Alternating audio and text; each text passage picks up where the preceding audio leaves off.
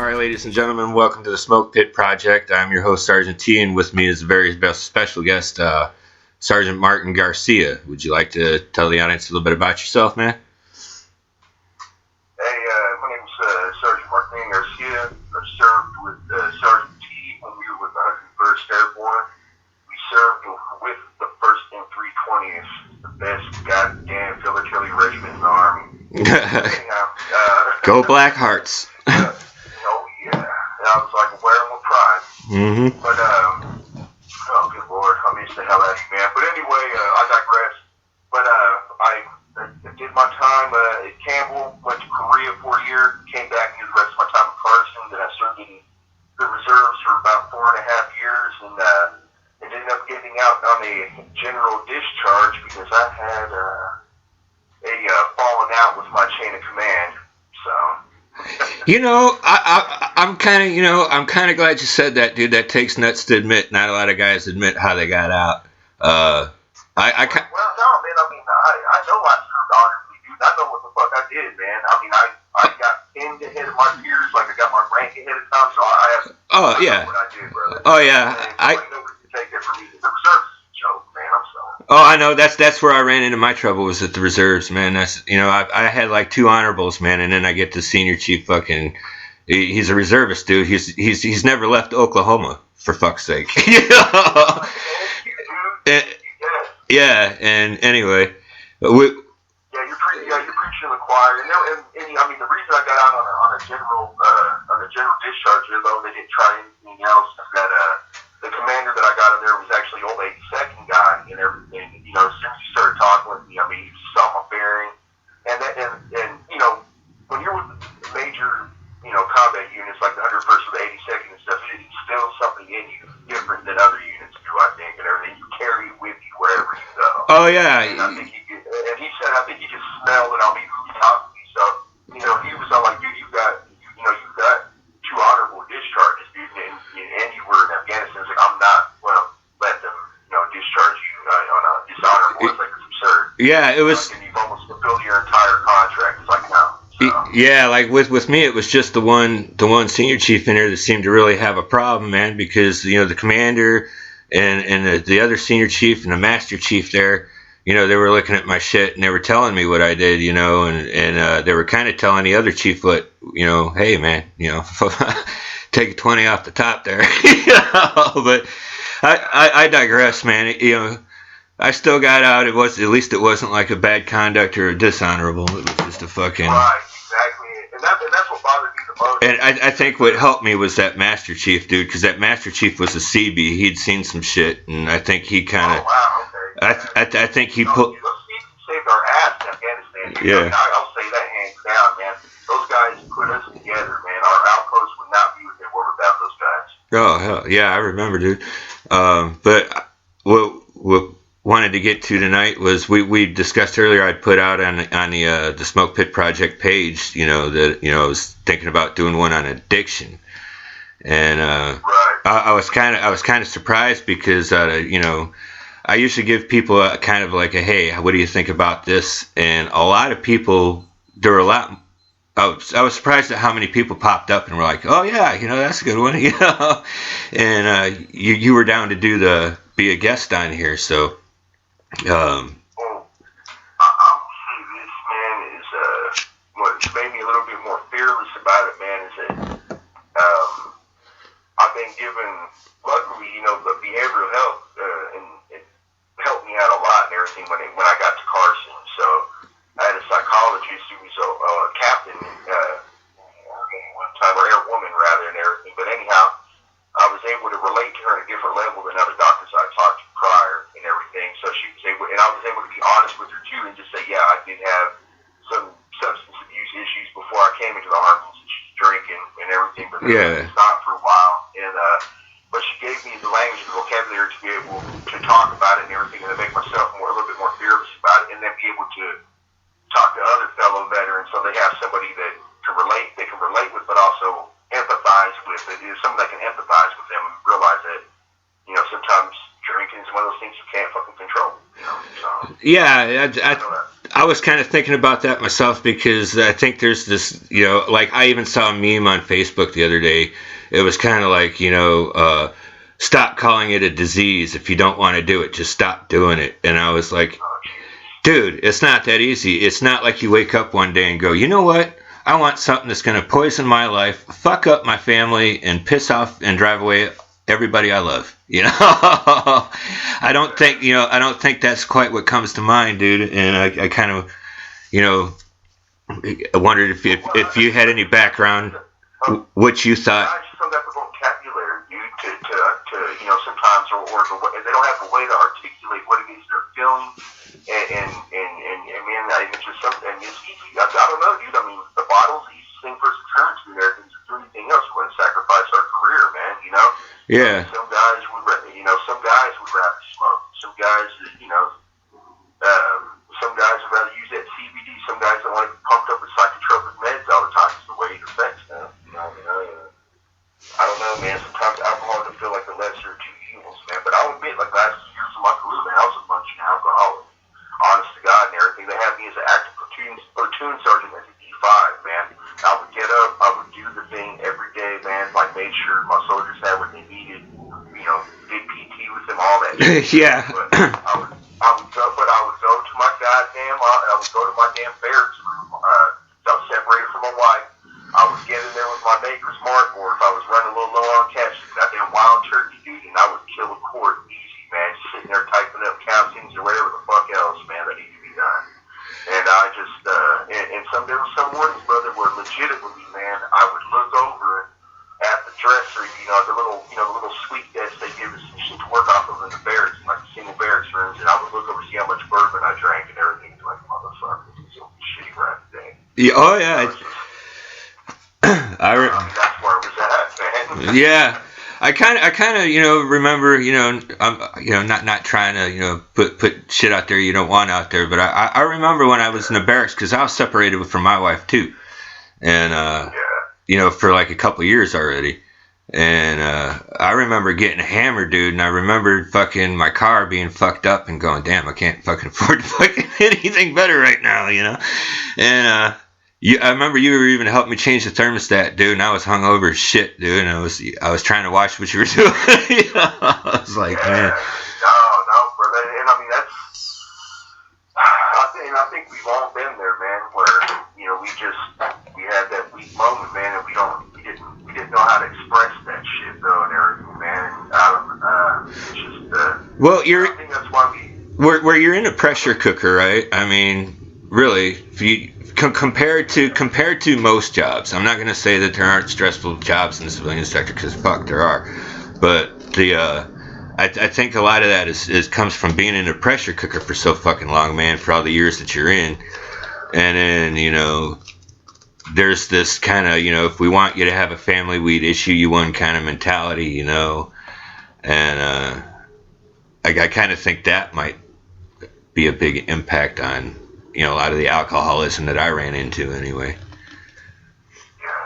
Well, no, I think that's the main thing, though, man. Is as a person, man, as a human damn being, you gotta find out at the core why it is that you're doing that stuff to yourself, man. Sometimes you gotta ask yourself some hard questions, man.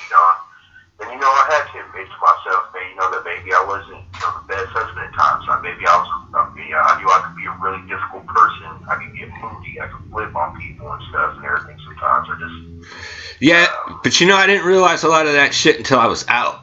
Like, when the train really hit me, when I turned into a fucking train wreck, was not too long after I got that last DD-214, dude, and so looking back, I was like, damn, I was a dick, and like you said, kind of reflecting on shit like that, and then you look at it, and then you're like, okay, I'm out, I'm home, and all of a sudden all this bad shit starts happening. Your body starts fucking up on you, and all this other shit. Your head starts playing games with you, and I think it's kind of funny what you. Did you feel rudderless again, man? Like when you got out and everything, just like kind of like a big kind of empty space for a little bit, where it's just like, holy hell, what is this? Yeah, it was. Where am I? It was a hell of an adjustment, man. I mean, everything was ran different. Like when you're in the military, you have a path. Okay, I need to do this to get here. Okay, I got to do this to get. I got to get. It's there's steps. When you get out, there's no really straight path forward. You just kind of have to kind of take a step and see where it goes. There's. Am I making sense here, or am I just babbling? No, you are. No, man. I went through like a severe like separation anxiety, man. Like I mean that's for real deal what happened. But like, and I went through like different phases of it too, though, man. Because I went through like one after I left Campbell, and I went to Korea. Like I missed the fuck out of all you guys. Like everybody else seemed like lesser life forms, and everything. Like some fucking guys. Yeah. Like, you fucking hit it on the head, dude, because I felt the same way. And the ironic part was when I was actually in there, dude. Like when we were in Afghanistan, I couldn't wait to get the fuck out. And I was like, I don't want to fucking see you fuckers. I want out of this unit, And then once I got out of it, I was like, oh fuck, I miss it. I miss those guys. Yeah. Well, no, I fucking remember when we first got back home and everything, and they threw us in the barracks over there by dang man, it was like it was our old footprint over right across from the grain field and everything, man. But anyhow, like summers, man, like came and knocked on our door like 10 minutes after they told us where all our rooms were at and stuff, where all of us barracks were at and stuff. Mm-hmm. It just cracked me the hell up, man, because like I just realized, man, like we can't be by ourselves, man. We don't know how to fucking do it now, we've just been at each other's sides. It's all, like you said, the pressure cooker, man, those accelerated friendships, man. I can say, honest to God, man, what it led me to the drinking and the other stuff, man, were just really, to be honest, alone. I had no one that I could fucking talk to anymore like that, man. It's just, I didn't feel like I could trust a lot of the other people around me the same way, anymore. It was, yeah. I just didn't know how to adjust to it, man. That's wow, dude. Because I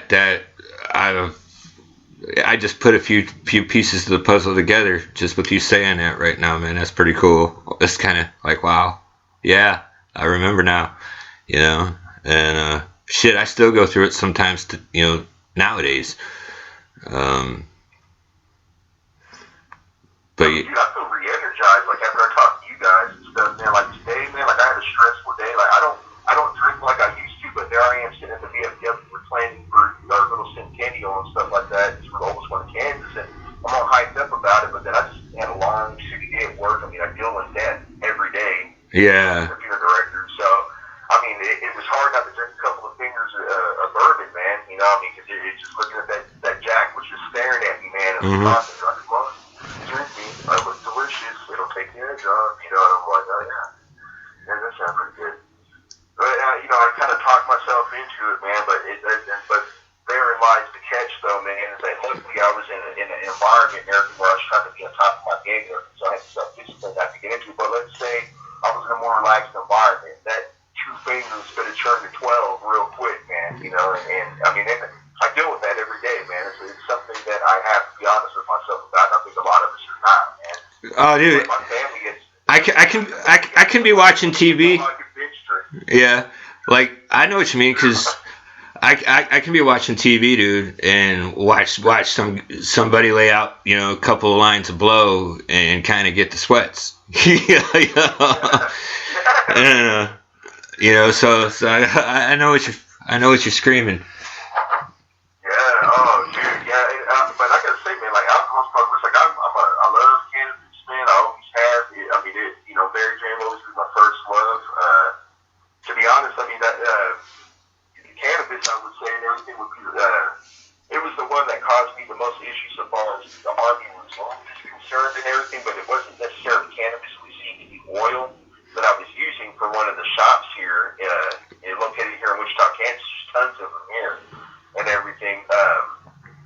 But anyhow, I was using this stuff on a regular basis because my back had got to the point they were feeding me meloxicam constantly from the VA and everything, and I was actually getting seen with my back from injury the same while I was in Korea, man. I got like compressed disc now and stuff and everything. But anyhow, anyhow, the VA just keeps feeding me these pills. They're all like, oh, you're hurt, man, here's a foam roller. I was like, I don't need a foam roller. I was like, I need the same kind of physical therapy I had when I was active duty. I actually had to get like about 6-7 months of physical therapy while I was at Fort Carson to get like my back better and everything. So anyhow, man, I freaking started taking that CBD, man, and it's pissing hot, man. And on a freaking on a UA and everything with my reserve unit within this past year, and I basically like fucking shit greatness and pissed excellence and everything with them the whole time, man. So they basically just that was when that commander, the new incoming commander, gave me a pass and shit and everything, man. Just went ahead and gave me the freaking general discharge, but essentially, like, I got through on a loophole, man, because there was nothing there. There was no regs for CBD oil at all whatsoever and everything, and I was just telling them, I was like, you guys, like, and I was on what they call line of duty order in the reserves, man. I re-aggravated the injury. I got an active duty while I was doing annual training, so they never fixed me, man. So I was like literally walking around like gimped, man. I was having to get steroid epidurals periodically, man, just to keep going, even with my civilian job. Damn. So all of that kind of tied into them giving me my general, man. So that's why I said there's no shame in the game, man, with what happened to me and everything. Because I mean, shit, dude, my last NCOER, man, was a 2-1 and shit and everything when I left active duty and everything. I mean, I easily, dude, probably have already gotten my first look for Sergeant First Class easily and everything. Yeah. So if I would have stayed in, man, my back would have held up. Well, shit. That way. Speaking of, getting out into different animals and shit, I went to into the Navy Reserves, man. And I think that's part of what I was looking for. I was looking for that, that camaraderie, and well, you don't want out all the way either, man. It's hard to let go all the way. Yeah. And like I was doing really well. One of the Master Chief, the one that ran the Seabees there, fucking thought I was pretty squared away. He had actually handed me a book, and he wanted me to start training the CB fire teams, man. And god damn it, that was right before that other asshole, man, fucking pulled the whiz quiz. I was like, what? But it's different because when you're in a reserve unit, you're thinking, okay, well, they should be wanting to deploy me. All you got to do is ask. You would think that because shit, when you were active duty, they couldn't wait to send you. And then you get out and you got to like beg to be deployed. You're like, deploy me, and they're like, oh no, we ain't got a budget. And you're like, really, dude? And so. All it looked like to me, looking back, was what that reserve component did was they either did NKO or piss tests every fucking weekend, dude. It's like, dude, do you guys ever do anything besides go on NKO and do the whiz quiz? I mean, there's got to be a purpose for you. Like, is the state wasting money here? But yeah, it's.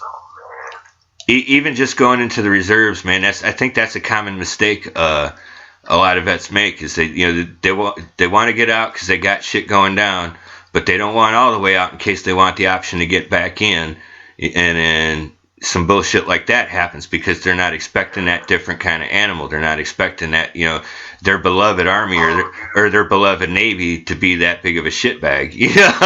So you're like, yeah, no, it killed me, man. I mean, it destroyed the rest of my morale and everything, man. I mean, like, well, I mean, my morale was really high going into the reserves, man. I mean, I legit was like, oh shit, that's boy retirement after shit is to be cake, and then oh man, it was just an unmitigated fucking disaster. And then I don't know, I had that whole lesser life form thing, like when you look at like one of the officers over there is telling you what to do, and then they tell you to bring in your Class A swig, and you're like, sir, what is that? It's like looking at his rack and everything. Oh god. Oh, that's cute. Yeah, I used to. Oh man, I used to be dying at and I'll admit, dude, I'm guilty as fuck of that when when I first got out. Yeah. I mean, it's like a dick measuring contest in a way, man. But yeah. Everybody's just kind of like peasant, you're just like whatever, dude. Yeah, like you know, I mean, I've mellowed a lot over the years, man. But looking back, dude, yeah, I kind of had that attitude, man. Like especially when I was taking my exit, dude, and that one guy was talking shit, and there's nothing you can really say back without really fucking going to court martial, But it was just like you're looking at him and you're like, I remember being so fucking angry, and I was already an angry motherfucker when I got out anyway, dude. Like I would go to war over the stupidest shit, and so. Well, I know what really killed it for me is my reserve unit, man. I was just some fucking butter bar college boy and shit and everything. He like had the audacity to chime in when I was getting dressed down by the commander and everything.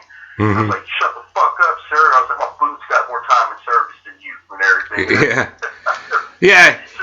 She started like awkwardly quiet. First sergeant was trying not to laugh. He's like this old motherfucker. He's the active dude. That dude loved me, but he's just kind of there on the sidelines, just there for the dressing down. And that motherfucker it took everything. He's like later on, he's like, I love you, man. He was all like, don't worry, sir, because you're in love about you. Everybody knows where they stand with you. I was all like, you see me when I'm drunk. Well, the funny thing, looking back, I mean, I'm telling old sea stories, but you got to forgive me this one.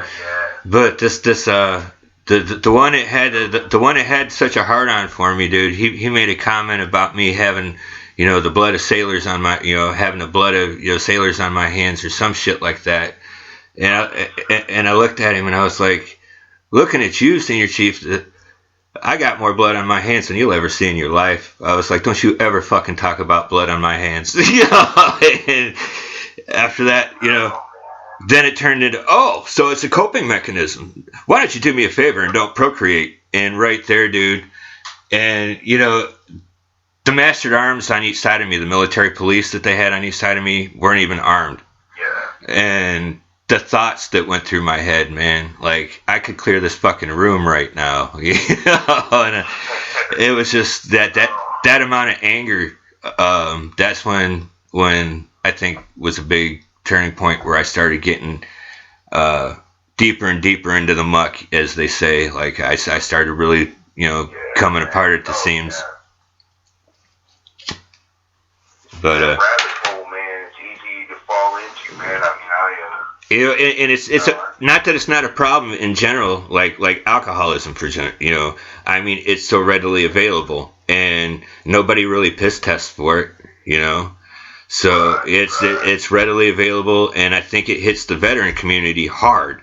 And I was kind of hoping to maybe address that, like, what is it about the veteran community? Because I mean, I can when I was in the Navy, dude, if we played hard, where you work hard and you played hard.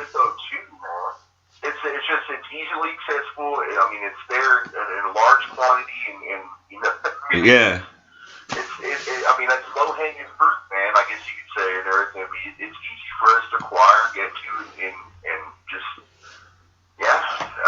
everything else costs a bit more, man. I mean, any other habit, I guess you should say in that. I mean, is your career really worth the sacrifice, man? I mean, but spirits as a whole, though, man. I mean, I think that's not even just as.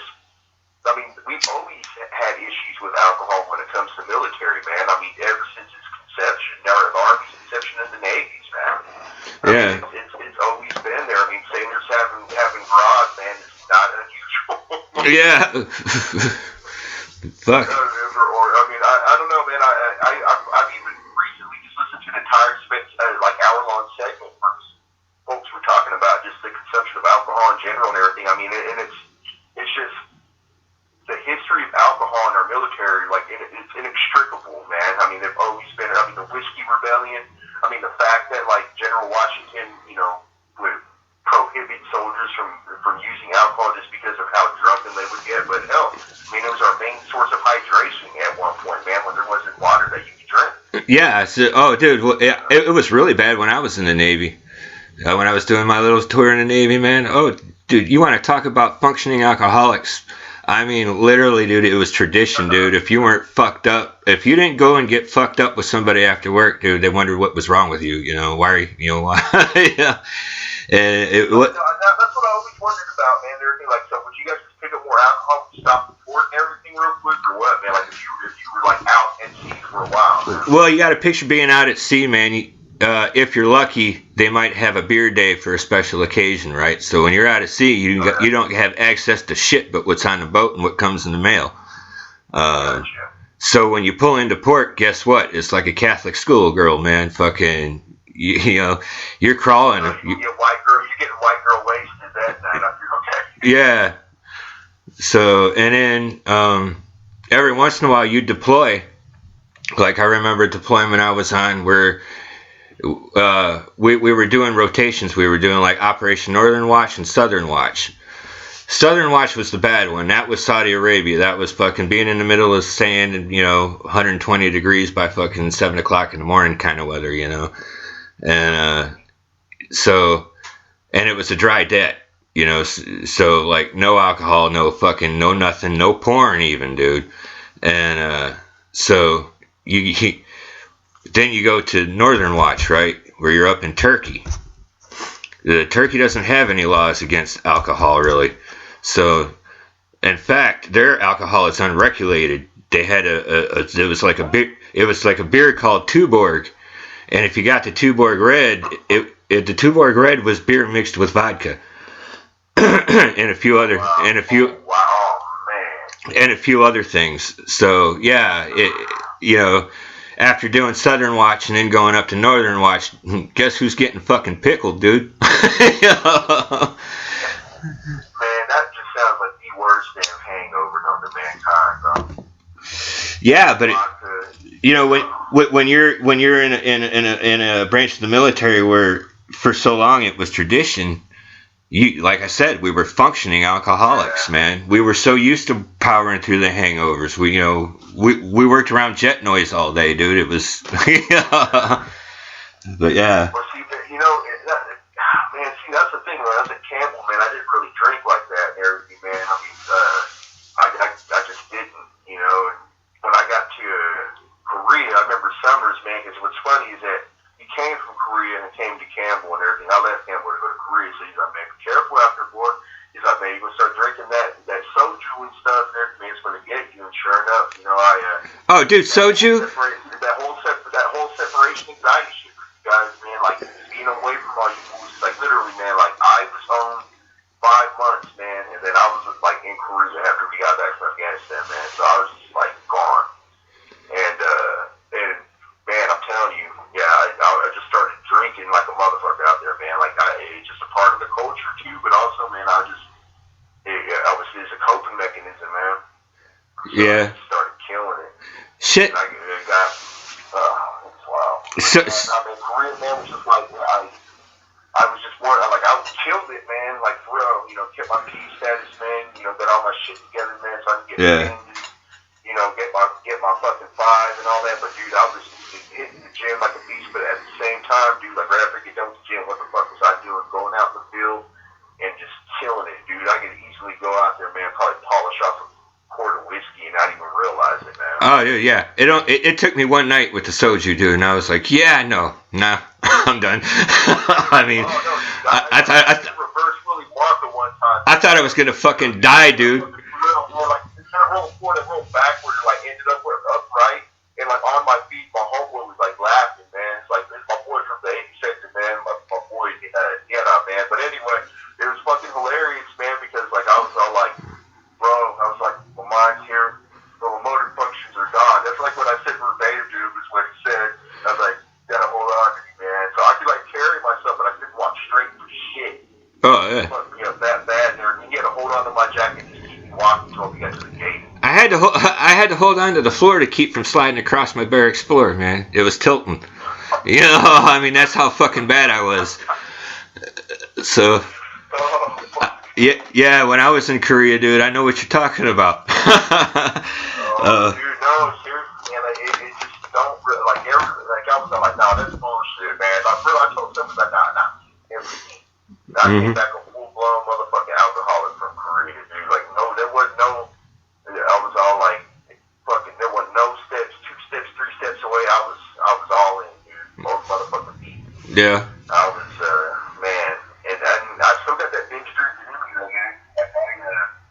Just this past year and everything, like, my mom was literally, man, trying to, because I had to do ASAP while I was in the Army, and I was honest with her about that and stuff. That's why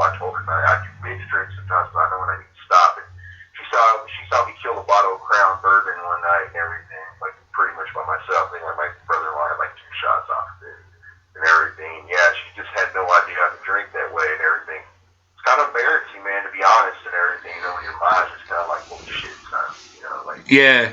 That. Well, I can. Yeah.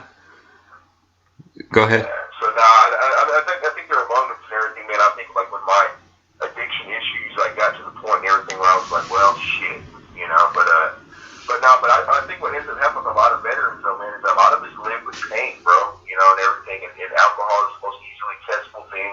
It was when we were in the army, and it is now, man. And it's cheap. And I don't know, man. I mean, some guys, I'm not a huge fan of taking a lot of pills either, man. You know.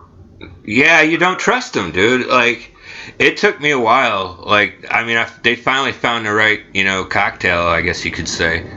Yeah, no, it's the same thing for me. I completely understand that. But there for a while, I didn't really trust it. I thought, I was like, oh, yeah, bullshit. There ain't no amount of fucking prescription shit you got that's gonna numb the shit I feel, And, fuck, I guess. That's what I was worried about. Fucking one of our guys, man, like fucking, I mean, I'm not trying to put his business out there so bad and everything, but he did kind of put it out on Facebook too, so I guess it's not really all that bad. But anyway, Leroy, Hernandez and everything, man, I just talked to him. Oh, no shit, that's what's up, bro. Yeah. Yeah, like I'll hit him up, I'll message him here and there and stuff, man. I just don't like putting people's shit out there like that, man. But he was talking to me about the Milwaukee camps. They give that shit to him a lot of pain, too, from the VA. Yeah. And I think I found that's just a general muscle relaxer they give to all of us. We're also fucked up, dude, pumping whatever gear and whatever else and shit and everything, man. Yeah. I broke down. Well, you feel like you're going through fucking menopause, or you're on PMS sometimes when when you're trying all this different shit. Here, try this, see if this works. Yeah. Call back if it doesn't work. Come back in 3 weeks and let us know, and we'll try on this shit. And you're like, holy fuck, really? For real, dude. Like I really do, man. Feel like we're fucking, like we are guinea pigs for real with these motherfuckers and everything. Well, I guess that new flu vaccine ain't all that bad. There, they didn't kill the motherfuckers. They'd be alright.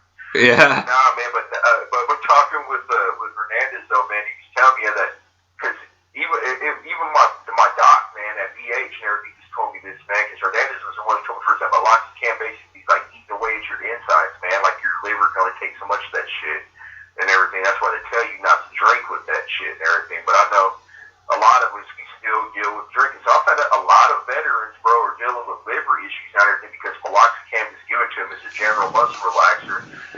Just because it's the cheapest one, really.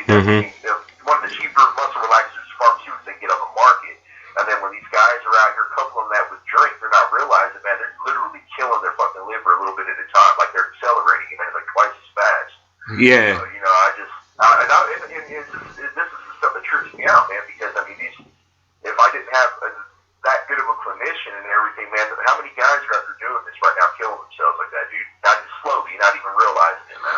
I'm not gonna lie. There was, you even mentioned earlier when we were talking that there was somebody at the VA that realized what was going on and helped you out, man. Right? What was it? What was it? One of the doctors or something? You actually had a rapport and was able to trust or something like that, right?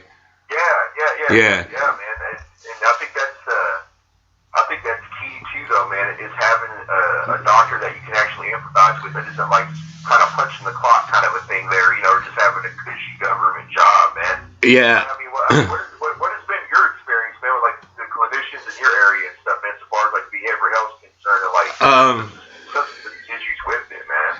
Actually, I had a real rough go of it at first, and I was in a real bad place where I didn't trust fucking nobody, dude. I mean, I didn't even trust family, and I had my hands in all kinds of shit. I was pretty much on the street. I was living out of my vehicle half the time, and so anyway, it was a nurse, dude. It was a nurse that gave a fuck when I came in and I was all fucked up and having a panic attack and just trying to I was kind of just holding on with baling bubble gum and baling wire, so to speak. And yeah, man.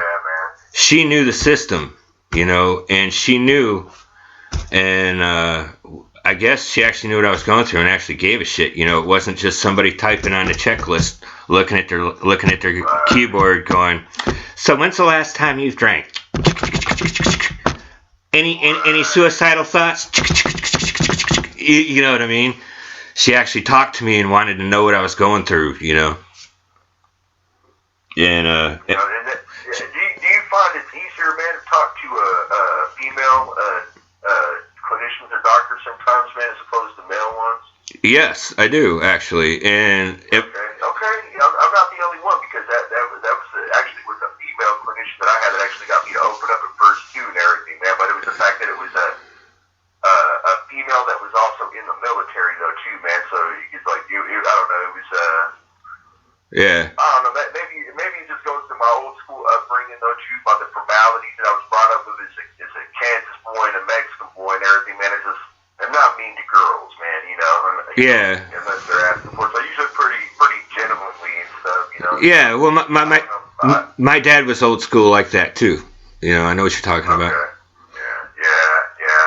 I don't know, man. There's a lot of people have those formalities about it and stuff and everything, but I don't know. I just feel like I have to be less guarded and stuff. But then it's also the personality of the individual as well. Like, yeah. You saw that she was genuine and actually wanted to know, so that. Yeah. That too in itself. She was actually the one that rode the doctors and gave me numbers and gave me all the little secret numbers that they don't just hand out on a VA card or something, you know. And she got me into it was called American Lake. It was an inpatient treatment program for intensive PTSD and shit like that, you know. But yeah, dude, I think if it wouldn't have been for her, I would be hard pressed to say I would be where I am today as far as recovery from a lot of shit, you know. Yeah. You know, man, what killed me today was I ran into a vet, man, a Vietnam vet, my VFW. Excuse me. He's been going there for years, man. I mean, since the 80s and stuff. But anyhow, he had talked to me earlier this past week and stuff, man. He came and shook my hand and, you know, was half in tears, man. You know, so you can see his tears kind of welling up in his eyes. And he's like, yeah. I'm happy to see you young kids like you and, you know, you younger vets coming in here and carrying on for us and this, you know, just, you know, this, that, and the third kind of going through and everything, man. But, man, I try to find ways to reach those guys for their substance abuse issues too, man, because, I mean, they've been living with the demon so goddamn long, man, you know, and it's just that I often wonder, you know, what some clarity and thought would give them, man, if they could have some different peace of mind, you know what I'm saying, because they'll never leave you all the way, man, you know, I mean, no. Will always kind of linger, it's always there in the background, man, but you can help mitigate that shit in different ways without, you know, without drinking or without, you know, doing whatever, you know, yeah, having to take, you know, a different cocktail of meds from the VA, you know, they give you for BH every other 6 months, you know. Yeah. But now, man, I mean, a lot of these guys don't realize that there are a lot of resources out there now they can utilize. And I think that's one thing that, and I do know it varies from VA to VA and from state to state and everything, man, the kind of treatment that you get. Yeah. Whether it be on the physical side, or, you know, physical ailments, physical maladies, or you know, behavioral health. But yeah. I don't know, man. I think there are a lot of our guys who are uneducated on how to navigate the VA system. Period, though, man. These Vietnam cats have been living with pain and with the demons and with mental health issues and stuff for so long, man. It's just they're used to taking it, man. I mean, they can take it. They know they can because they've already taken the worst that life will fucking throw at you, man. Yeah. You know, so I mean, and I don't know. I think that's a part of our hard-headed stubbornness too, as veterans, man. Is that especially ones that have been out in austere motherfucking places, man, past the wire and shit, is that you can deal with it. You know, you can fucking hack it. You can live with something being wrong the whole rest of your fucking life if you have to, man. Yeah. What I try to get to these guys is why the fuck should you, man? You can have a better quality life, dude. But now, man, but I digress, man. But when I was talking to that fucking veteran there, man, that Vietnam cat and everything, man, he almost had me ready to motherfucking cry, man, because I could see how happy he was to see a young dude in there. So now, you know, I'm making it a mission of mine, man, to, you know, find out, you know, where these resources are at. If you had actually found a non-profit, man, called Passageways, man, where they will actually they only got 8 beds, but they got a screening process if the veteran is truly ready to get past the substance abuse issues and really ready to get a job, get placed in a home, an apartment. They'll do all that, get them furniture, the whole 9 yards, man. That's really awesome. It's amazing, man. But these are the kind of things that I want to help advocate, man, or help things, or things that could be a national program. Because I've heard of other great programs in other cities and stuff and everything, man, where they are slowly getting the veteran population on their feet again and helping them with mental health issues, helping them with substance abuse issues and everything, man, and getting them, weaning them off whatever it is they're addicted to. And a lot of times, man, some of them were those opioids too we were getting from the VA, man.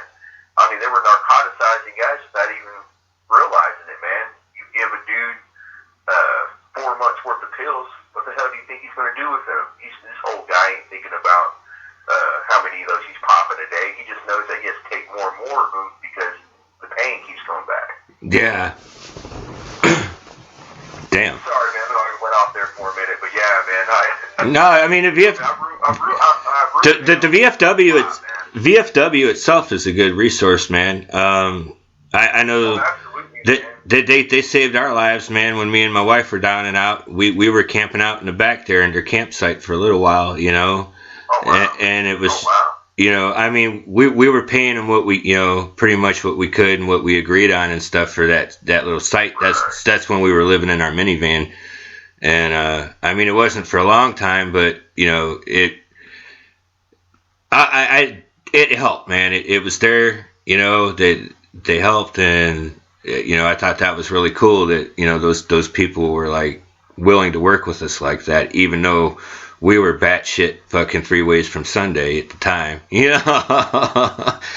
So. Man, and I think what that really illustrates for any of us, brother, is that, man, I think all of us veterans know we've been through the ringer at some point and everything, and that camaraderie and brotherhood we have never really leaves you. Yeah. And we can't leave somebody behind, and if we see somebody that genuinely needs that help and wants that help and everything, that we're going to put our hand out there for him and everything, at least that one time, just to be like, hey, man, I got you. If you really need it, I've got you. I'm here for you.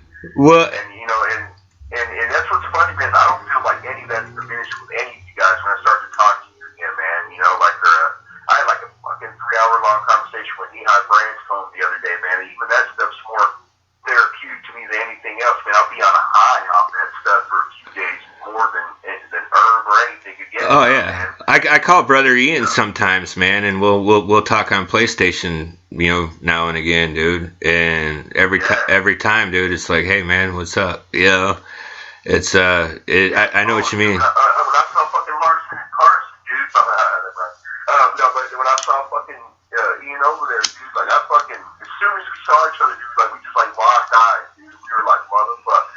And it's just there, dude. I think it's something we'll never lose, dude. I mean, we could be fucking 20 years from now, man. And it's just, I don't know, man. It's just the bond that I feel I've got with you guys and stuff, man. It overpowers any kind of fucking addiction, any fucking thing, man. If somebody told me, man, like for real deal, man, that I could see one of you guys spend a decent amount of time with you, every year for the rest of my life, they told me I never had to fucking smoke again or something, dude, I could easily give some shit up for that, man. Yeah. It's just, it's risk versus reward kind of a thing, man, it's just, I think some of us got to put that in that perspective for each other and stuff, man, like what really matters to you, man, I was like, what am I really doing here, Yeah. I'm not gonna lie, dude, because even when I don't talk to him, even ones like you, man, I hadn't talked to you in years, but I still kind of kept up with you a little bit on Facebook and text, and but even with that, like you said, that it never really goes away. We still even when I was too scared to talk, a lot of the guys I've been too chicken shit to call up. I still text him. You know what I mean? And we still keep in contact. Like Leroy, I hadn't talking to him in forever. And then when I did talk to him, he's having a rough go. He's having his own challenges, Yeah. And I mean, and we all are, man. I think all of us had a fucked up transition, man. Well, come on, dude. I mean, it seemed like people were disappearing. Now that we were talking about all this, I'm starting to kind of maybe piece this couple of things together. Like you were talking about missing each other when we left, missing each other already, right? So you're already missing, people that you call brother, people that you call family, maybe even closer than family. They're so then you combine that, right, with getting out, and all of a sudden you don't have a purpose, and a lot of your skills don't translate, and you're having trouble getting a job, and that hurts your pride already, because you're like, oh man, I should be able to get a job. Look at all this shit I've done. Yeah, no, it don't work. I'm a janitor, dude. I'm not gonna lie, dude. I clean operating rooms and labor delivery rooms right now, and that. Oh man, dude, I was working in a fucking grocery store before I was doing any of the shit I've been doing recently, man. I mean, it's I was putting in fucking ignition interlocks before that, man. And it's not somewhere that you saw yourself, ending up, and then you combine that with, I'm not gonna lie, when I got out, I felt like people were dropping like flies, dude. People I knew, and it just felt like dude, seriously, no, it was happening, man. Like I think about that now, man. We've lost more guys since we've been back at home now, I think, man, and from the battalion than we did when we were fucking there now. Yeah, I mean, it's just, and then you combine that, like, people have family that, their own blood that, my mom passed away like damn near right after I got back, dude. Like, I was just starting to get to know her again, and I was taken away. And then, our guy started, it would seem like every time I looked up on Facebook or turned on the fucking internet, and, there was somebody I knew that had taken cashed his own chips, I'll be real, man. Fucking Sergeant Jackson fucked me up, dude. Because me and that dude got along real well, man. Sergeant Jackson, Sergeant Harold and I and everything, man. We all, got along pretty well. Had a similar sense of humor and stuff like that. Right. Man. But, he was always an upbeat dude. That's what killed me about that shit, man. I mean, he always had a smile on his face, man. Dude, I remember when Lieutenant Magnani took his life, dude. I was like, oh God, man. That dude, like, the battalion could have me pissed off fucking, more than a three-legged dog on an icy lake. You know what I mean? It was just, and he would cut up with me, man. He would show me that, hey, man, some of the people here are human, dude, and I remember that. Right. And so when I found out about him, dude, that kind of fucking stung. And then you had like Sergeant Durham. Heartbreaking, bro. Yeah. It really is, man. Like I didn't know how to articulate that to anybody either, man. Because you remember that brightness of these people, man. You know, I mean, because we got to think, man. When we knew each other, man, that's when we were burning our brightness, man. You know what I'm saying, man? Like we were just full of piss and vinegar, man. Fucking bulletproof motherfuckers, man. Just. But I'm kind of thinking that's got to be a big factor in what leads a lot of us into substance abuse and addiction.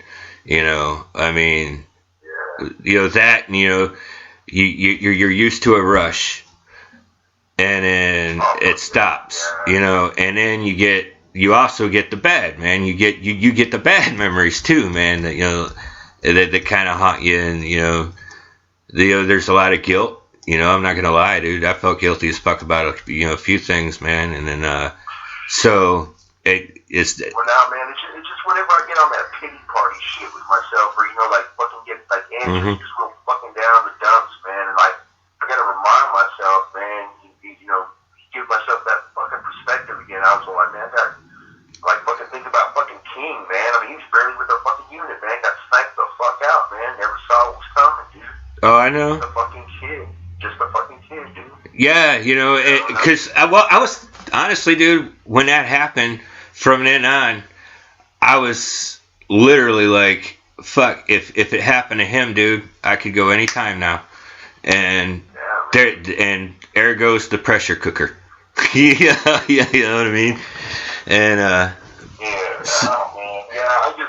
but at the same time, man, I wouldn't trade any of that shit in for anything, man, because I wouldn't have known any of you guys, man. I mean, I still feel closer to a lot of you guys whenever I talk to you again than I do with other people, man, because I'm never this free and open, man. I just feel fucking repressed and locked away and shit sometimes, man. Like I got a good enough doc at the VA where I can talk and stuff and feel like I can talk a little bit free, but it's different when I talk to you guys, man. It's just something that's shared, man. Yeah, and you combine that with it. You got to think. It took me a while, I guess, because I guess I just didn't realize for a while that we were doing things, man, that most people will never fucking get to experience in their lives, dude. Like, we were doing shit. We actually made, if you think about it, we changed history, dude. We made history in a lot of ways. And and Man, no, that's like when I realized, like, hindsight in 2023 and some stuff, think about that campaign and everything, man, just looking at it from the lens of other people from the outside looking in, man, and I don't know, man, it was everyday life for all of us out there, man, we were just out there kind of just paid by numbers, man, just doing what the mission dictated, yeah, whatever it was that day, it was life, yeah, but yeah, man, all I can think about is like back to like we're hanging our names to the pages of history today. Sometimes, man, I think that's kind of us, man. Like we were all just, and I think that's why we're all bound so tight together after all this time, man.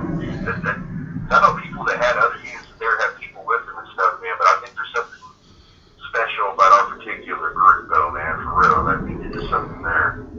yeah. I don't know. I feel drawn. I mean, I feel drawn and compelled to want to be around you guys and stuff, man. Or like I was butthurt and fucking sad as fuck, man. Like when I didn't get to see Leon, man, Lorenzo and everything, man. When I was over there in DC, man, when I went for that cohort, and again, man, I got really bummed out, man, because I wasn't able to see an old friend. I was really, really hoping I was going to be able to see him, man, when I was. Yeah. Because I think he said the only dude he's seen is Parker so far. That's it, man. Since we all left Campbell, Yeah. And I'm like, damn, that sucks, dude. So I was like, hell yeah, I'd like to see this guy, man. And it just didn't happen, man. And again, the alcohol came into play, man. I just realized it now, man, because I ended up drinking just a little bit. I was stressed out as a son of a bitch too, man. I literally went there to learn. They teach first and second generation Americans essentially how to run for office, how to run a campaign, or how to actually run a grassroots campaign, or how to actually run for office as a candidate. Right. I was there to learn how to run as a candidate and everything, man. But yeah, man. But the stress of it all too, though, man. Like what did I do? I turned to my easily accessible friend. Of course, I'm not gonna go around Washington D.C. and everything like, yo, you gotta please you son. And they're like, nah. So there's some whiskey sitting there. There's some Maker's Marker right there on that shelf at the Swanky Hotel they put me in. Yeah, wow. So what am I going to do? I'm going to hit that bottle. And I did, man. There I was, man. They were like doing something unprecedented, something I never thought I would do in my life. I'm like, here, I'm just laying you, dude. You know what I'm saying, man? I'm just a buck sergeant, fucking son of some freaking immigrants and everything over here. I'm fortunate enough to be over here, not even on my own dime in this freaking 4-star hotel in D.C. and everything. What am I going to do? I'm going to give into the loneliness, man, and sit here and drink, man, because I don't know, man, but even being, to fuck around and say, like, Forrest Gump style and everything, in odd nations, cat to toe. Yeah. But, like, there I was, for the second time in my life there again, man, it just, all of it hits home, though, man. It's inextricable, man. The first thing I thought about being by, like, the Lincoln Memorial, but seeing, like, the World War II Memorial, man, or looking across the way at Arlington and stuff, all of you guys, man. I was all like, I can't do shit, man, without ever thinking about you guys anymore, man. And it's just, I don't know if it's like that way for some of the other guys or what, and everything, but it factors into my values. It's been like that. I feel like I owe you guys, like I gotta give something more to myself, man. It's been like that for me too. You're not alone, dude. In fact, I had to kind of get over the fact, like mentioning earlier, how it felt like people were dropping like flies. That you can't save them all. And dude, that was a hard pill to swallow, dude. Not being able to save them all because you're used to fucking. You can do anything you fucking put your mind to. Like you said, you can hack it. You can do it. You're fucking. You're Sergeant Townsend. You can do that. You got this fucking shit. And then when it goes to fucking hell, it hurts the pride. You feel a little guilty, but looking at it, man, how do you? I feel like keeping in touch with each other kind of keeps us grounded. I think that helps a lot. Like you were talking about, that helps a lot. I think it's a huge impact. I mean, it has been for me. But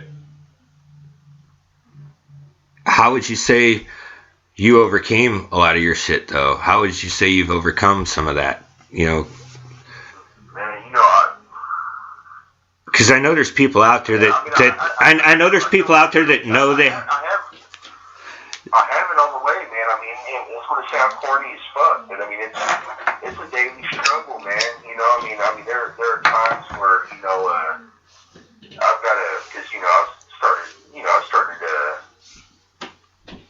I started drinking again here and there and stuff, and I get carried away. So I mean, sometimes I think it's better for me just to abstain from it as a whole and everything. So no, I mean, it's always going to be an ongoing battle for me, most especially with alcohol, man. But I think what's helped me overcome a lot of these issues, man, was actually going and seeking help, through talk therapy, and I realized group therapy wasn't for me. A lot of it works for some people, but it didn't for me. But I went around and searched for resources, on my own, to try to find a way to get some subsidized psychiatric help, from here in my state and everything. So it did take some research and stuff like that, but I really, essentially, man, I just found a clinician I could trust, man, and everything. And I know it's a pain in the ass after doing that. A lot of people have that. They have the time to do shit like that. Luckily, I'm an attached dude, a single dude without no kids and stuff, so I was able to take care of my fucking self and everything, man. I mean, the one thing I don't want to do, man, is get married again, man, drive another woman away or fucking have a kid, just be some fucking psychotic raving asshole and everything, man.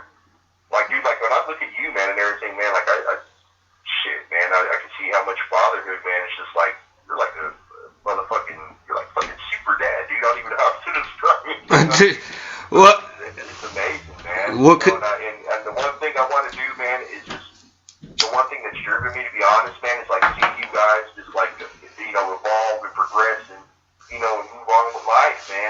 Fucking living life, dude, having a family, doing stuff like that, man. It inspires me to want to be able to do that for myself eventually, man. But I just want to make what keeps me moving forward is I want to be able to be a good dad to my kids, man, because I know that I'm just going to be old fucker and probably going to have my night of a time with a little bastard anyway, man. It's probably going to be lucky to get to see him out of high school with a great outcome. So. Well, not for nothing, dude. I think about that when I look at him too, man. I'm like, but I think that also makes me cherish him a lot and cherish the time a lot more, is because I know time is limited. Fuck, we've proven that just, over our own years. Yeah, man. But I was even looking at our pictures, man. Like, I cracked up, man, because I saw your white hairs, and I was now looking at mine in the mirror, dude, because I'm starting to sprout like a son of a bitch now. I just got a good hearty chuckle out of it, man. But yeah. I don't know, man. I take comfort in the fact, man, that we are getting older and everything, though, man. That we're fucking, we got blood pumping through our fucking veins, through our heart, and we're moving on, man. We're moving forward, and that's just what I hope for a lot of us and everything, man, is that we can keep moving forward. And just hopefully we can just be there to back each other up, man. Yeah. And with anybody, be honest with each other, man. And I think that's one thing that I feel I need to do on a personal level is reach out to some more of the guys whenever they're having issues and trouble with maybe even being a fucking pain in the ass, try to get a hold of them. Fuck, I try. With Leroy a couple of times too, and everything. I'm like, yo, dude, you eventually like responded, man, and yo, good, just something short and everything. But at least on you and everything, man. Because sometimes I just wonder, man. Yeah. It's just sometimes you see those cries for help on fucking Facebook and shit. There's some motherfuckers that want attention, but when I see one of the guys do it, man, it's something completely different for me, man. I was like, this ain't this dude. I'm like, this ain't right. Yeah. I know exactly what you're talking about, and I've got a couple of friends like that, that are going through some challenges, man, and you've been there, and you're like, fuck, because one thing I've learned, dude, is it takes a lot of time, dude, and I'm not talking about months. I'm not talking about just a couple of years, but where a lot of our brothers and sisters are at right now, dude, it takes years, like not a couple years, like years to to kind of get back up and back to optimal operating speed, you know. Yeah, man. I think a lot of us kind of feel like we move in half-mast.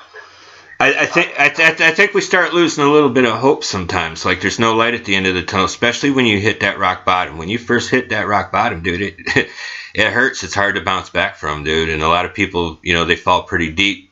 And I think, you know, it feels a little hopeless sometimes when they're trying to climb back out of that darkness, or that, you know, or deal with that poison that they got. And you know, kind of coming to a conclusion that, you know, other than, you know, keeping up and trying to take care of yourself and remembering to take care of yourself, dude, because I myself, you know, you get so busy trying to save everybody else that you forget to fucking, you know, take care. Yeah. And it was like that. It's like that saying, you get so busy fighting alligators that you forget to drain the swamp, you know. And I think it's important that, you know, you don't forget, you know, you gotta, because I've got a long way to go, but I also, looking back, I've come a long way. And as cornball as it sounds, dude, you know, my son changed my life a lot, you know. So, but I mean, what do you think? What's your take on how a lot of these guys that are down there, man, scratching down at, you know, rock bottom? What would you say to them? You know, man, I actually kind of deal with that on a regular basis now, man. My old neighborhood, man, and where I work at, the funeral home that I work, man, is near the downtown area. It's what they call Midtown where I'm at, but it's also only, man, like 8 blocks away from where I grew up from and everything. Essentially, it's what you would consider the barrio, man, you know, the hood and everything. But when I was a kid, you know, it was more mixed and everything, had white folks around there and stuff. But what I do run into a lot in this neighborhood, man, they're veterans that are mentally ill, or they're have substance abuse issues, or you know, both. You know, typically it's both. Which is, and a lot of times they are those guys that hit rock bottom. Not all of them are Vietnam vets. I actually recently met a couple of younger ones, a couple of Iraq ones, and everything. And you know, just trying to learn their stories and find out how they ended up in that position. Man, I've actually been going and trying to learn these. Really, man, just empathize with them, man. I treat them like a human goddamn being, you know, first. Yeah. You know, and just try to find out what was ailing them, what got them to that point, man, you know, because I like to connect the dots to some of these people. You know, and sometimes you can tell the ones where they, you know, they made we all make choices, but they made a most especially deliberate choice to be in the position they're in, if that makes any sense, man. Whereas other people, man, were just, you know, victims of circumstance almost, you know, where life just butt fucking, man. Yeah. You just couldn't catch a break, and that shit happens, man. It happens to the best of us. I fucking been there. We all yeah. Well, it's, you know, and those are the people that, you know, not necessarily not looking to be like some kind of, because I think we kind of got the savior complex sometimes and everything. Oh God. It's bad, dude. I'm trying to go around with the cape on, bro. Like, put your whoopee on and save the fucking world. Yeah, I know. But, you know, I can't count how many people told me, like, even at jobs, dude, where they're like, dude, you need to slow down. It's not it's not your problem, you know. And you're like, no, but you know, if I don't do it, who will? You know, kind of shit, you know. And yeah, I know what you mean. But I think the one thing that we need to focus on, this is like once the country's going to I'm going to start preaching a little bit too much and everything, man. But for me, all this stuff ties together and everything, man. Because, you know, if we're as a country, we're supposed to promote the general welfare and everything, man.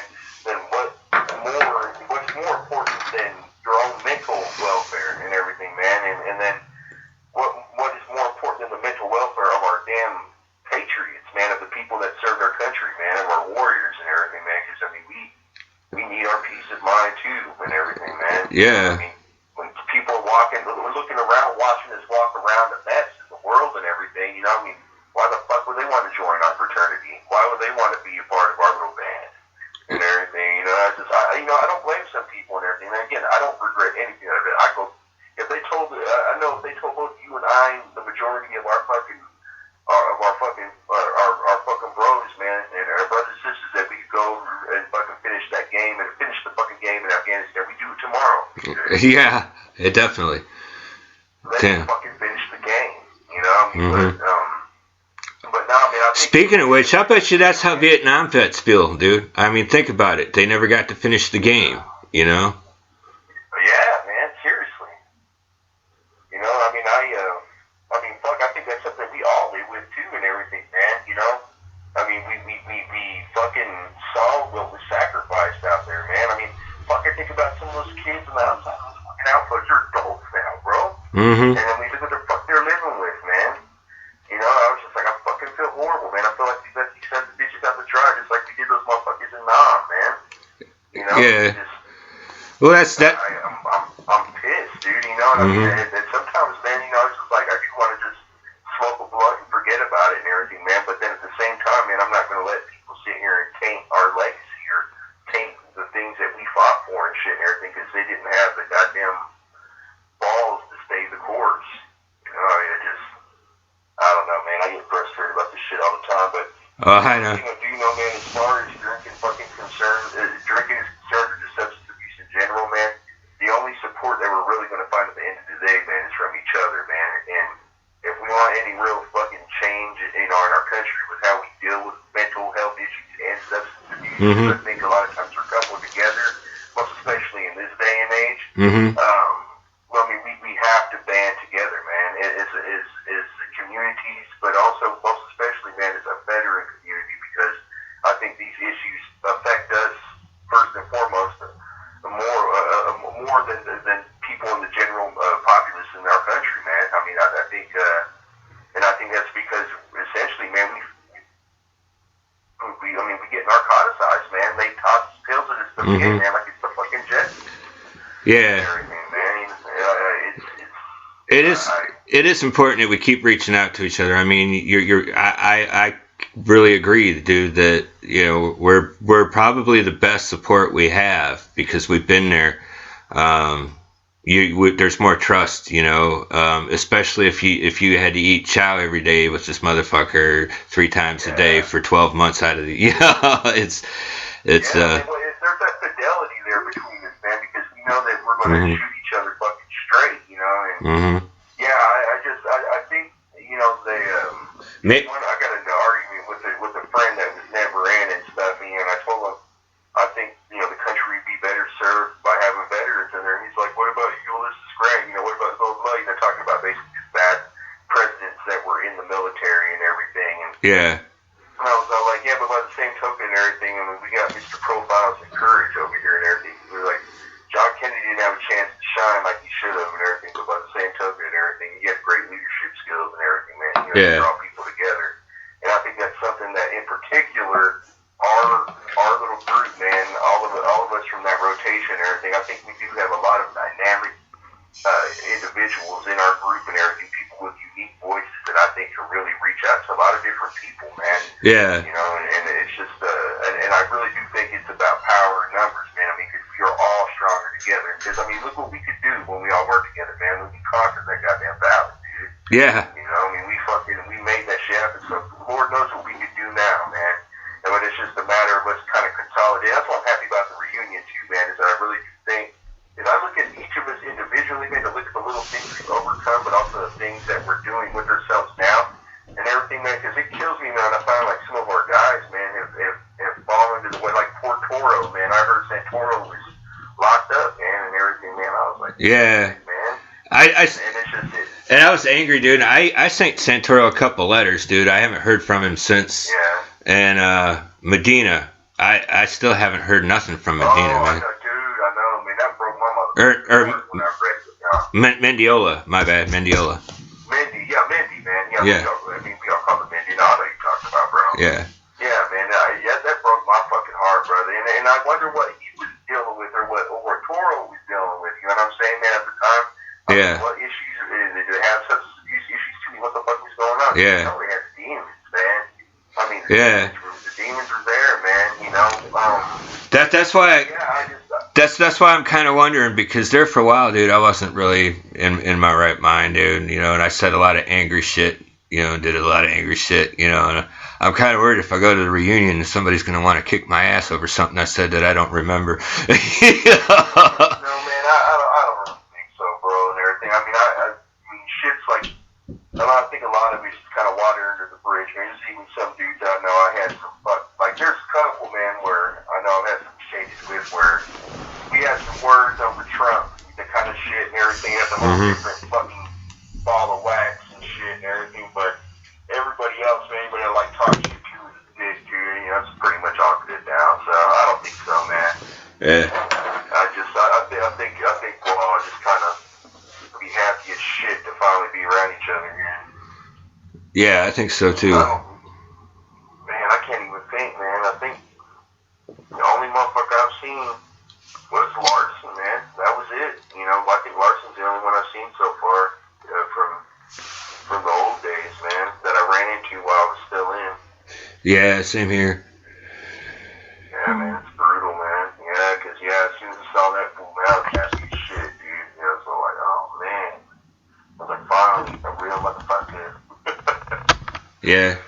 But nah, dude, I just, I don't know, this is something that I think we should all do a little bit more often on everything. It's just speak to each other with this kind of candor and openness and everything, because that in itself can be therapeutic and everything, man.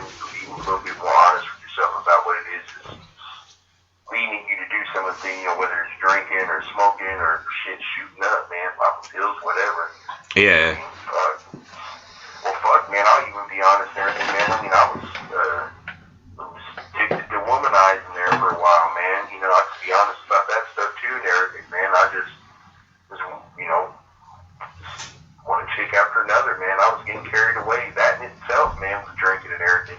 Oh, dude, between the good drugs and the sex, dude, I know what you're screaming, dude. I was a regular porn star for a while. Oh, dude, it's ridiculous, man. And like I mean, even like with how with how I deal with women and stuff like that and everything. I mean, I'm gonna have to like rewire, rejig the shit and everything, man. You know, just so I can, because I mean, I was fucking being a dog, man. I was objectifying the shit out of it. But after my divorce, man, I mean, essentially, man, you go from like freaking, the sun rising and setting before we do anything for and everything just gets dogged out, horrendously. And then, afterwards, man, I didn't have it in me, man, to be a supportive dude in any way, and it's real easy to be a dickhead when you drunk all the time too, and everything, man. Well, yeah, when you're trying to make yourself numb to everything, yeah, I get it. But when I had a good chick, dude, that I drove away to because of alcohol, man. I know that now, man. Hindsight being 2020 and everything, and that's kind of why I take the steps to just, be a better self-disciplined person and everything, more toward individual goals of my own and stuff and everything, man. Because I realized that I drove away a woman that very well should be my wife and have my kids right now, man. And I can admit that now, man. But I was in like supreme denial about that shit and everything. Because I couldn't control my drinking, bro. I just couldn't, and she couldn't deal with it, man. Because it was just. She knew I was dealing with shit. That was the only thing that kept her around as long as she did, man. Yeah, and that is such a familiar story, dude. I wonder how many of us feel like we're talking to doppelgangers, man. Because it's almost like what do you call it? Like a sequence. Like it's almost like a given thing that it's almost like a stereotype. Like boom, he's gonna do. You go through this whole evolution and back again, and it can turn into a vicious circle. And Yeah, dude. That's exactly what I'm trying to avoid, man. Like I'm taking very careful steps not to.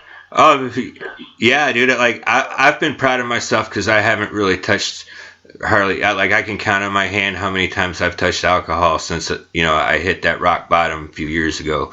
Yeah, I mean, so. Yeah, that's what I'm saying, man. Like I can't necessarily do that and everything, man. But I know that.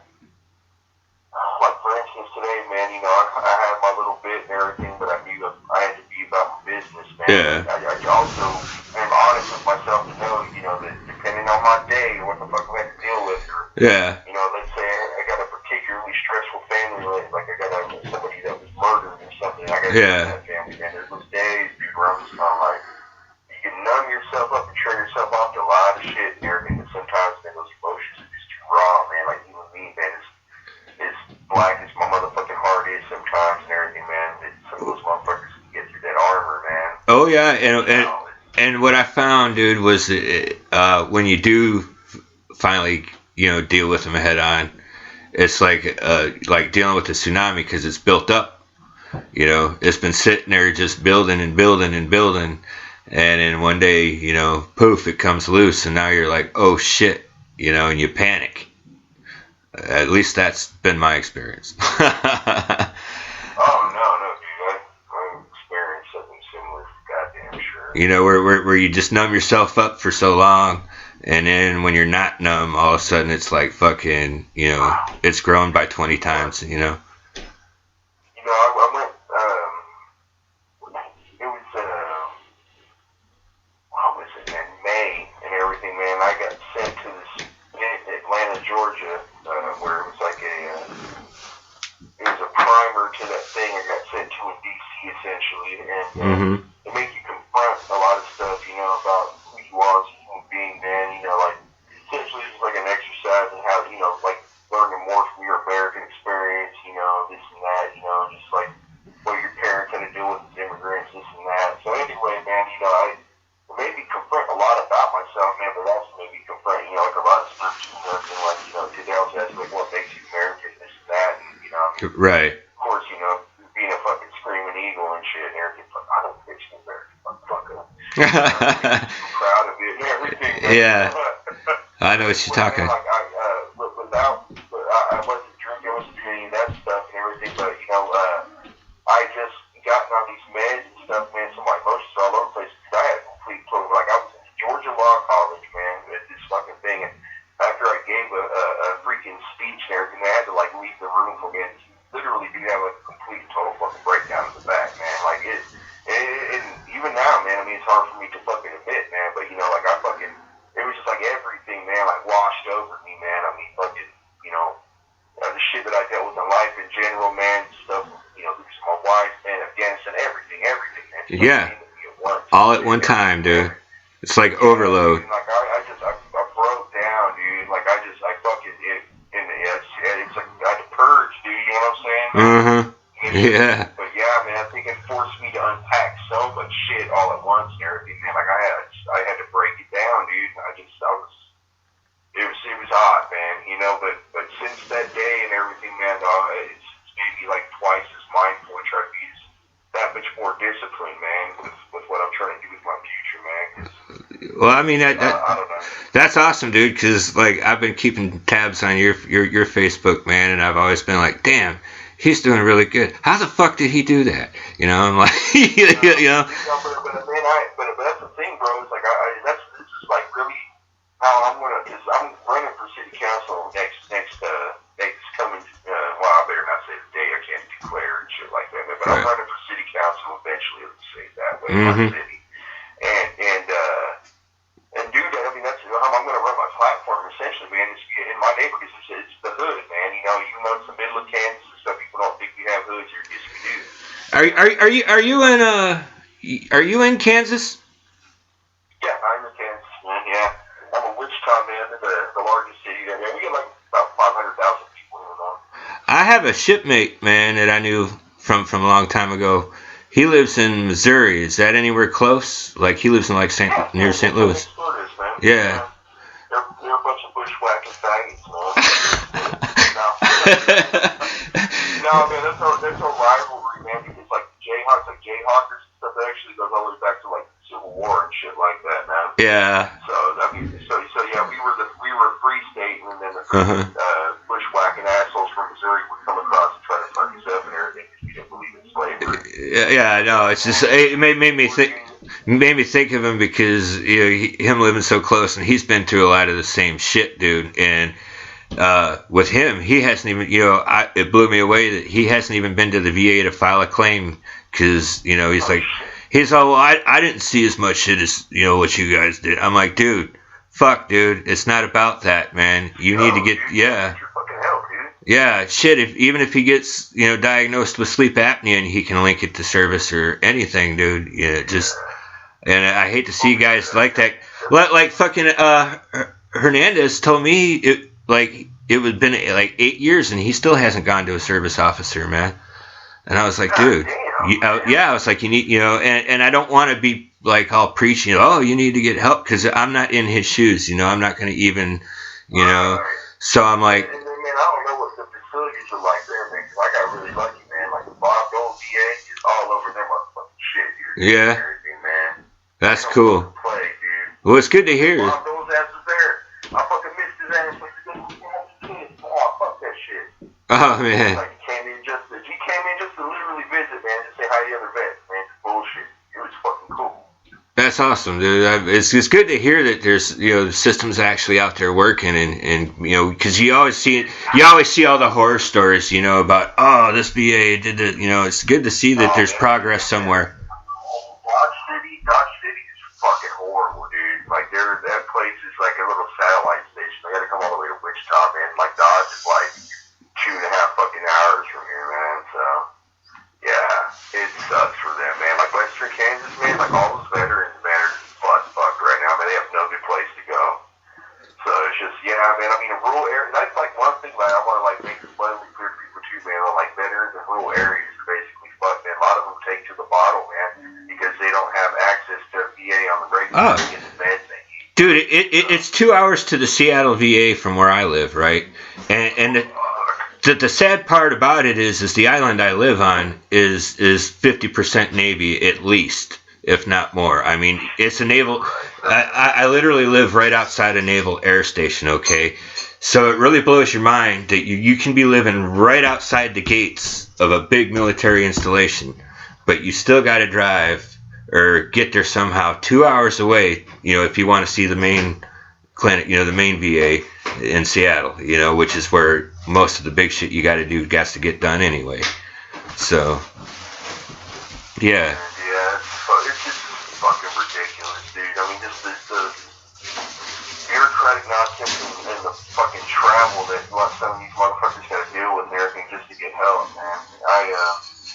That's why they went over.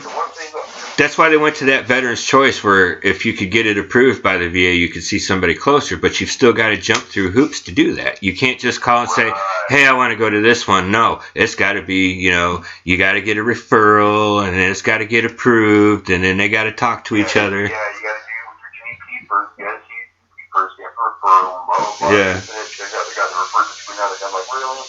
Yeah. I'm like, dude, need help now, not tomorrow, not in a month. I was like, how was, man? Like, I literally go to the emergency room one time. They kept wanting to send me to different doctors and everything. Whatever. They're like, dude, I was like, I can like barely walk, man. They had to give me a fucking epidural, man. It's like I was so bound the fuck up, dude. Oh wow.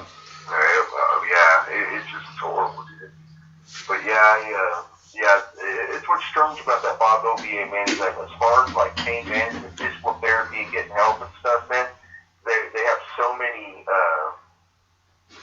poor fucking World War II and non-veterans, man. They can't help guys like us who are so relatively young. Like, because a lot of us have like prolonged sports injuries and shit like that, man. If they send us the right fucking physical therapists, we could probably get better rather easily and shit. Yeah. Instead, they just keep forcing you pain pills and shit, and sending you on your here's more of a Lexicam or whatever you want. Yeah. Smart bitch. And that's what kills me and everything is that, I don't know, there's no real good aftercare so far as like physical therapy is concerned, or actually just getting care after your general practitioner agrees that you need to go see X, Y, and Z. You need to go see the podiatrist or whoever the fuck, Yeah. It's just there's no real follow up there. But as far as behavioral health is concerned with the Boggle VA, it's excellent. But why is suicide rates getting so high? There's so many veterans that are taking their own lives and everything. So it's a big giant red fucking flag and everything, and everybody's aware of it. They're going to take care of that, but they don't realize that I think it all rolls together, man. What happens when motherfuckers feel pain, constant pain, all the fucking time? They start to get a little more hopeless, feel a little bit more fucking happy. And over time, everything, that shit gets worse and worse, and it grates on you. Then you're just a miserable fuck all the time. Yeah. I mean, who doesn't want to think about offing themselves, man? I mean, come on, man. It's fucking obvious. I'm going to be a goddamn shrink to tell you that. Yeah, I hear you. But nah, man, I think these are all just like really logical, like fucking things that we could solve, man, if there was just wasn't so much bureaucratic nonsense. And I think there are a lot of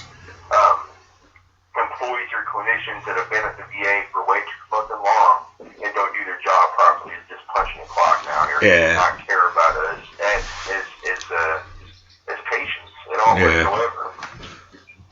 I don't know, man. Have you ever felt sometimes like you were just getting like a paint by numbers thing with somebody from being like going in there? Oh, dude. It seems like disinterested and don't want to be there, you know? Yeah. Oh, dude. My the first few years I battled for my claims, dude. I mean, it was like they just didn't give a fuck. But that's why I said it was that one nurse, dude. It just changed everything, dude. And it's pretty cool that they exist out there, man. I hope they stay, positive like they are, dude. Because I hope they know they are helping people. And I think it's going to take us better making more noise, though. I mean, squeaky hinge gets oil, right? Yeah. We gotta make it abundantly clear that we're not going to be like we were when we were in, Yeah. Taking it up the fucking butt, because you're only as good as your last fuck up, and you don't want to be the weak link and everything. Oh no, I don't, lucky he's hurt and shit, but no, I'm good, I'm trying to get promoted. Yeah. Now you gotta take care of yourself. I mean, the way I look at it, bro, is like, that's what I told one of my dudes, man, because his fucking back's been killing forever. I was like, do you want to be able to throw your kids around? Yeah. Then go get your fucking self looked at. Then go get them. Yeah. And some fools need to hear that, man. Oh, yeah. But, oh, man.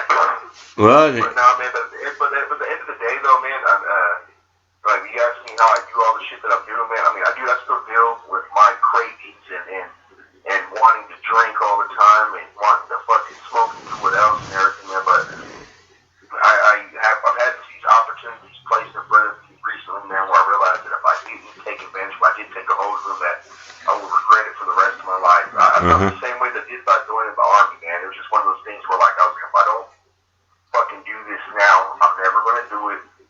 I'm never going to know, and I'm going to live with regret for the rest of my life. Yeah. And if this works anyway, like my military career did and everything, at least I know I can have a moment where I know I can fucking do it right. And if it ends up an epic failure in the end, then so motherfucking be it and everything, but at least I know I'm winning and gave them all, man. And that's really been what I'm doing, man. It's just every day I motivate myself by really, man, just taking stock in just how lucky I am to be home. I'm alive and I'm fucking here. Yeah. But also, man, that I like all your guys' fucking support out there, though. It's been invaluable to me, man. Like when I see all you guys cheering me on and stuff, man, that shit means more to me than 13 billion people's fucking assholes out here in the real world and shit and everything. Oh, yeah. That shit. I feel. Online, man, because I know you guys are coming from a different place, man. You guys are. What I'm getting from you guys is it's real, it's pure, man. It's genuine, man. I feel. Yeah, I feel the same way, man. And wrapping us up and coming to a close.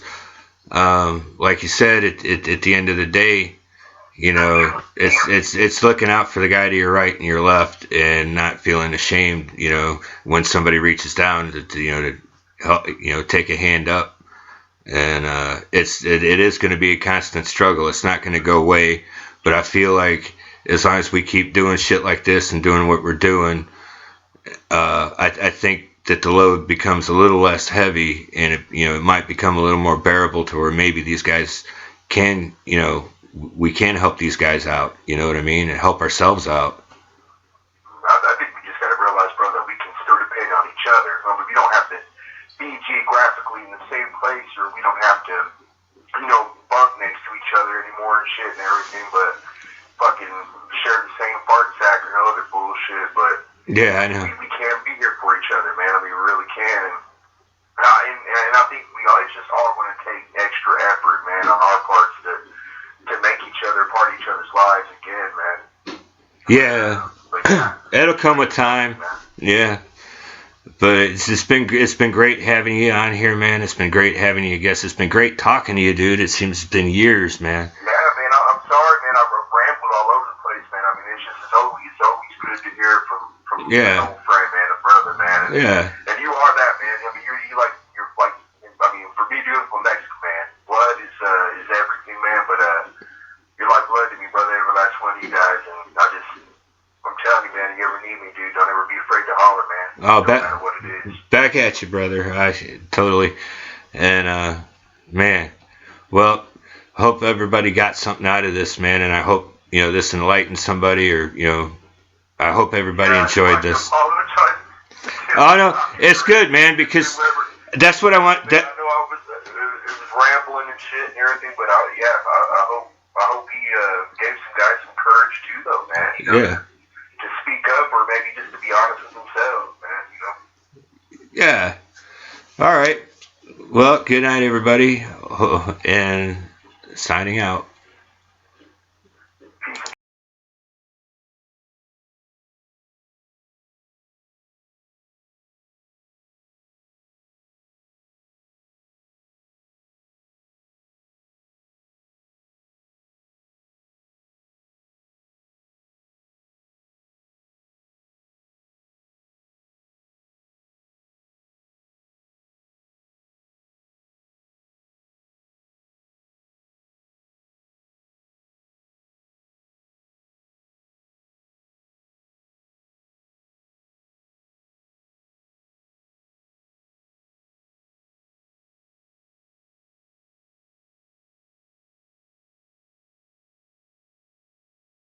Well, good night, everybody, and signing out. 20% skill, 15% concentrated power of will, 5% pleasure, 50% pain, and 100% reason to remember the name.